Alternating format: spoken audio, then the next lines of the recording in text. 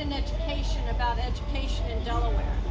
Suddenly, many parents had a picture of what their child's education was like, what they were learning and how they were learning. Many parents were greatly dissatisfied with the quality and the quantity of the education their children were receiving in the last half of the school year. Now this fall we're opening under very similar circumstances. Schools are shut for the most part or open on a part-time basis, and learning is a part-time function.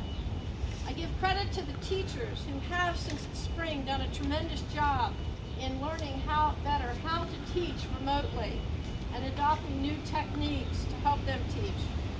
If learning remotely was full-time, it might actually be an effective way to teach.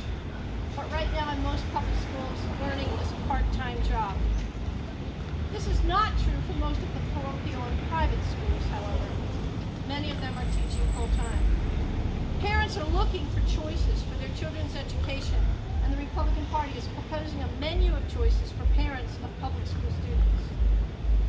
We live in a complicated time where the lives of Delaware families have been turned upside down by the COVID pandemic and the chaotic response to it by Delaware government.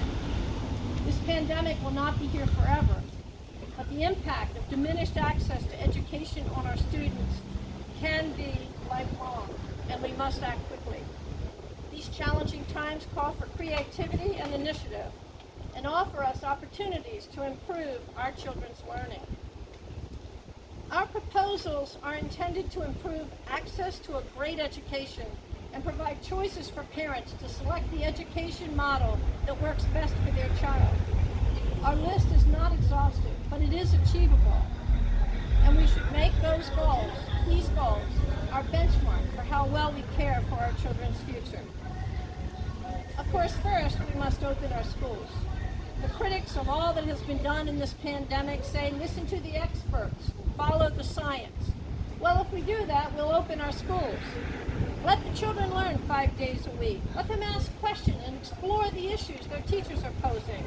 Let them have hands-on experience with biology and chemistry and technology classes. Open our schools. Next, let's learn from this experiment and not leave behind what it can teach us. Remote learning may be one of the best options for some students, including students with health or mobility challenges or whose family issues take them away from school for an extended period. We propose a statewide remote learning school that can meet the needs or best fit some students' learning styles. Let the parents and the students choose their option. And to be sure that everyone who wants it has access, the state should ensure that broadband is available to every student everywhere. We have seen great success in charter schools, and Ron Russo, who I call the father of charter schools, will speak more on their benefits in a moment. But we need to provide the regulations to allow more, not fewer, charter schools. There is resistance to them in this administration, but we should embrace them as a positive addition to a student's learning experience.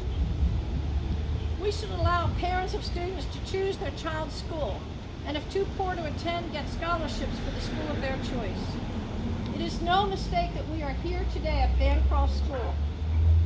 This school has a very poor rating for the performance of its students. Ironically, it was my father's first school. He died last year at 94. It was also my son's first school. He is now 13. When my son attended here, I met talented young people who had hopes, aspirations, and dreams of success. Their parents wanted the best for them. I met teachers who cared. But sometime between entering and leaving this building, something happened. They did not learn, they did not achieve, and they did not stay on track to graduation and success. We should offer the students who want to learn and the parents who want their children to succeed the opportunity to exit this path and take a new one, even if they cannot pay for it. There is no place more liberal than the city of Washington, D.C., but they offer education scholarships to poor children who want to go to private school. A brave single-parent mother fought for that right. She battled for her son to have a future.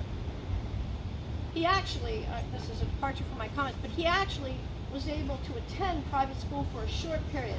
She saw him walk taller and work harder, but she couldn't afford to keep him there. Ultimately, her son was killed in the streets, having fallen into a bad lifestyle. But she persevered, and today other sons have the chance to escape her son's fate.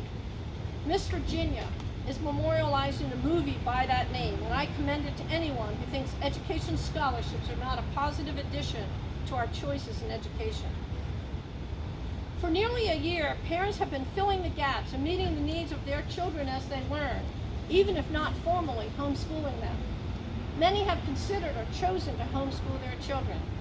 The State Department of Education should consider this a valid option for students and parents and support their efforts by allowing a share of their allocation to go from books, other materials, and tutoring. Give poor parents the ability to choose to educate their children at home or in their church with a group of other parents. Allow them to make choices that are best for their children. B.B. King, probably not who you thought I would quote on the issue of education, once said, "The beautiful thing about learning is that no one can take it away. Let us give our children a precious gift, a fair and equal opportunity to learn." I'm now going to introduce Ron Russo. I mentioned him earlier. He started the Wilmington Charter School as an initiative to provide a model, and he'll talk more about his efforts and a little bit about the value of charter schools within the menu of options for